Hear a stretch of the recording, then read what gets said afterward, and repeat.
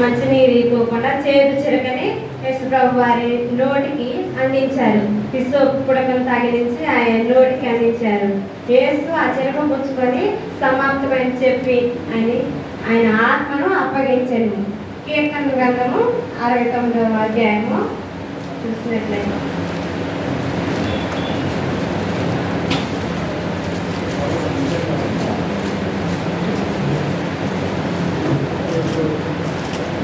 కీర్తన గ్రంథము 69వ అధ్యాయము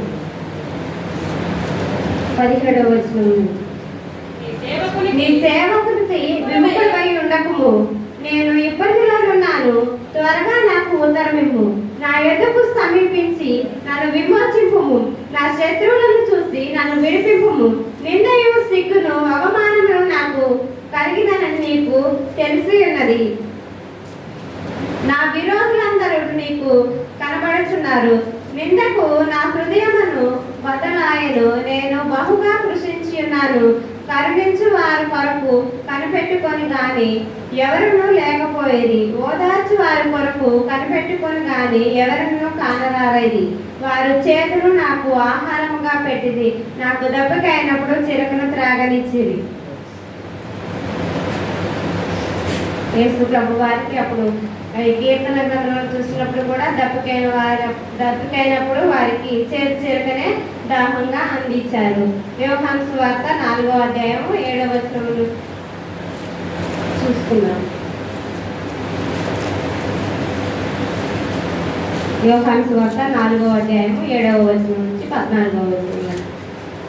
సమరయ స్త్రీ ఒకటి నీళ్లు చేదుకొనుటకు అక్కడికి రాగా యేసు నాకు దాహం ఇమ్మని ఆమెను అడిగెను. ఆయన శిష్యులు ఆహారము కొనుటకు ఊరిలో వెళ్ళి ఉండేది. ఆ సమరయ స్త్రీ, యూదుడవైన నీవు సమరయ స్త్రీవైన నన్ను దాహం ఇమ్మని ఎలాగూ అడుగుచున్నావని ఆయనతో చెప్పెను. ఏలయనగా యూదులు సమరయులతో సాంగత్యము చేయరు అన్నది యేసు. నీవు దేవుడు వరమును నాకు దాహం ఇమ్మని నిన్ను అడుగుతున్న వాడెవడను అది ఎరిగి ఉంటే నీవు ఆయనను అడుగుదువు, ఆయన నీకు జీవజలం ఇచ్చినని ఆమెతో చెప్పెను. అప్పుడు ఆ స్త్రీ, అయ్యా, ఈ బావి లోతైనది, చేదుకొనుటకు నీకేమీ లేదు. ఆ జీవజలము ఎలాగూ నీకు దొరకను.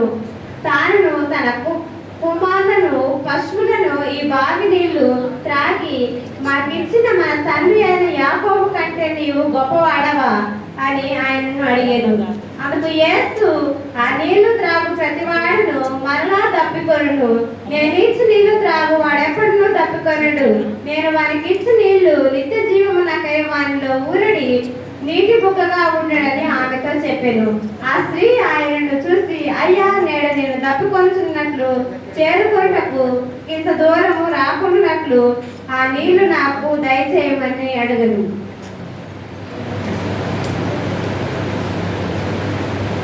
యోహాను సువార్త 37వ అధ్యాయం 7వ అధ్యాయము 37వ వచనం కూడా చూస్తున్నాం.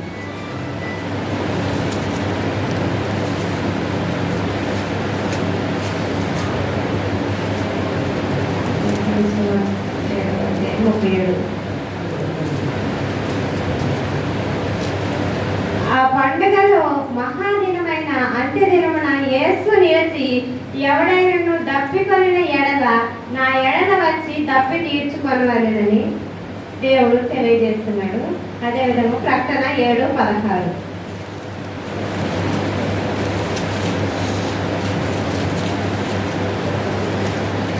వారికి దాహమైనప్పుడు వారికి ఇక మీదట ఆకలైనను దాహమైనను ఉండదు.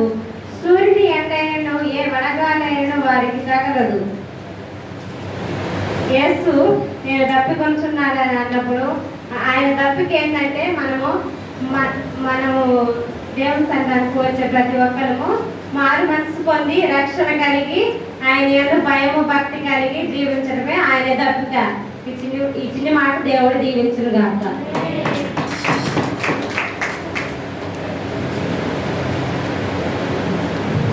మంచిది. మొక్కలు వేద్దాం. ఇంకమ్మా, నేను తప్పికొనుచున్నానని యేసు అన్నప్పుడు చేదు చిరకాను ఇచ్చారు. మందరి నుండి చేదు చిరకాను ఇచ్చారు. నీవు కూడా ఇంకా యేసయ్య చక్కటి మాట జీవితం లాస్ట్లో చెప్పింది. ఆయన ఆశ, ఆయన కోరిక ఏంటట, ఆయన దాహాన్ని తీర్చాలి. మనము యేసయ్య భక్తిలో కొనసాగుతూ, యేసయ్యలో నడుస్తూ, యేసయ్యలో జీవిస్తూ, యేసయ్యతోనే ఉంటూ, యేసయ్య మాట వింటూ, యేసయ్యలోనే కాలం గడుపుతూ ఉంటే ఆయన దాహాన్ని మనం తీర్చినట్టు సంగమా. ఒకవేళ నువ్వు యేసయ్యతో లేకపోతే ఇంకా చేదు చిరకాను అందించినట్టే. నువ్వు చేదు చిరకాను ఇచ్చే సంఘంగా ఉన్నావా? యేసయ్య దాహాన్ని తీర్చే కుటుంబంగా సంఘంగా ఉన్నావా? ప్రార్థన చేసుకుందాం. యేసు గారు ప్రార్థన నడిపిస్తారు.